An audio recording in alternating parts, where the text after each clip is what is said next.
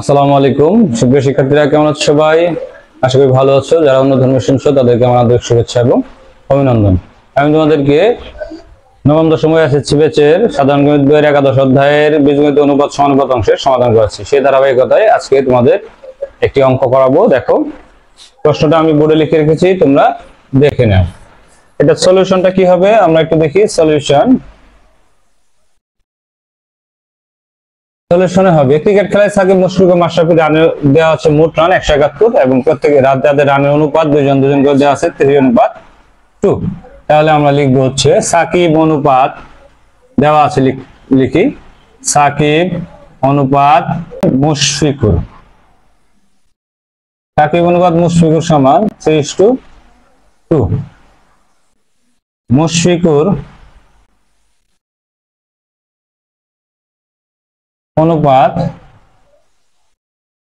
মাশরাফি, এটা হচ্ছে 3:2। এখানে খেয়াল করতে হবে মুশফিকুর আছে দুই জায়গায়, ঠিক আছে? তাহলে মুশফিকুরে কি আছে? এখানে আছে 2, এখানে আছে 3। 2 কে যদি আমি 3 দ্বারা গুণ করি এবং 3 কে যদি 2 দ্বারা গুণ করি তাহলে 6 হয়ে যাবে। তাহলে দুইটাই সমান হয়ে যাবে। তাহলে এটাকে আমরা কি দ্বারা গুণ করব? 3 দ্বারা গুণ করব। তাহলে 9:6। এটাকে 2 দ্বারা গুণ করলে 6:4। এখানে লিখবো আমরা 3 দ্বারা গুণ করে, অনুপাত রাশিদ্বয়কে 3 দ্বারা গুণ করে, আর অনুপাত রাশিদ্বয়কে 2 দ্বারা গুণ করে, ঠিক আছে? তাহলে এটা কেন করলাম? এটা করাতে আমাদের একটা সুবিধা হচ্ছে যে মুশফিকুরের দুই জায়গায় 6 হচ্ছে, তাহলে আমরা ধারাবাহিক অনুপাত লিখতে পারি। তাহলে সুতরাং সাকিব অনুপাত মুশফিকুর অনুপাত মাশরাফি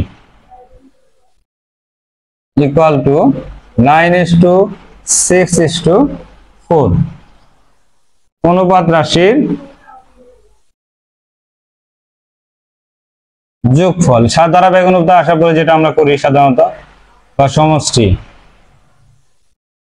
9:6:4, এটা যোগ করে দিলাম। 9+6+4 19, ঠিক আছে?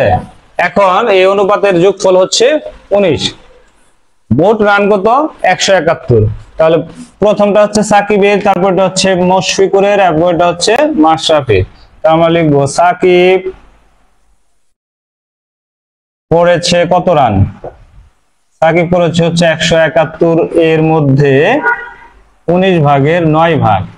আমরা জানি 171 19 এর মধ্যে 171 এর মধ্যে 19 9 বার যায়, তাহলে 9 9 81। তাহলে সাকিব করেছে 81 রান। একইভাবে আমরা মুশফিকুর এবং মাশরাফি রানের অনুপাতটা বের করব। মুশফিকুর, তাহলে মুশফিকুর করেছে কয় রান? 171 এর 9 বাই, এটা 9 ছিল না, 6। মুশফিকুরের অংশ ছিল 6, 19 ভাগের 6 ভাগ রান।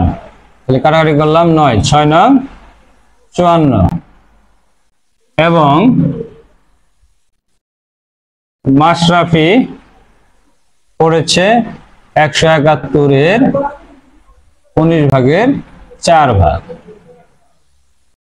রান। তাহলে 9 36, 4 9 36। তাহলে সুতরাং সাকিবের 81 রান, মুশফিকুরের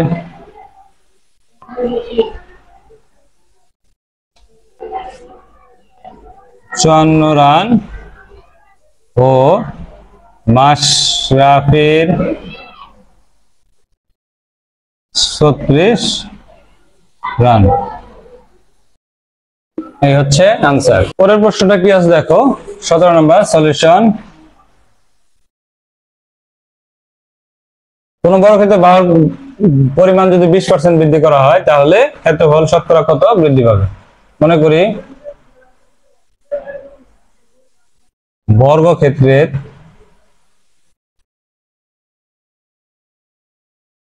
বাহুর দৈর্ঘ্য a একক, সুতরাং বর্গক্ষেত্রের ক্ষেত্রফল কি হবে? আমরা জানি বর্গক্ষেত্রের ক্ষেত্রফল সমান বাহু স্কয়ার। তাহলে a স্কয়ার বর্গ একক। আচ্ছা 20% যদি বৃদ্ধি করা হয়, 20% বৃদ্ধিতে বর্গক্ষেত্রের বাহুর দৈর্ঘ্য a প্লাস a এর 20%, তাহলে a প্লাস a এর 20/100 একক। এটা 20 হচ্ছে 0.2, তাহলে a প্লাস 0.2 a একক। তাহলে আমরা লিখতে পারি 1.2 a একক। তাহলে সুতরাং 20% বৃদ্ধিতে বর্গক্ষেত্রের ক্ষেত্রফল 1.2 a হোল স্কয়ার বর্গ একক। 1.44 a স্কয়ার বর্গ একক। এই হচ্ছে নতুন বর্গক্ষেত্রের ক্ষেত্রফল। তাহলে ক্ষেত্রফল বৃদ্ধি পেয়েছে।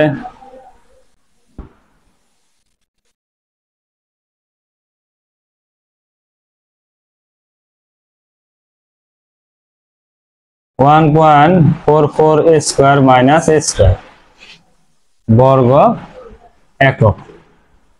তাহলে ক্ষেত্রফল কতটুকু বৃদ্ধি পেল? 0.44 a স্কয়ার বর্গ একক। ক্ষেত্রফল হ্রাস বা বৃদ্ধি কার উপরে ঘটে? শুরুর যে ক্ষেত্রফল থাকে সেটার উপরে। শুরুতে আমাদের ক্ষেত্রফল ছিল a স্কয়ার, তাহলে সুতরাং ক্ষেত্রফল শতকরা বৃদ্ধি পেয়েছে।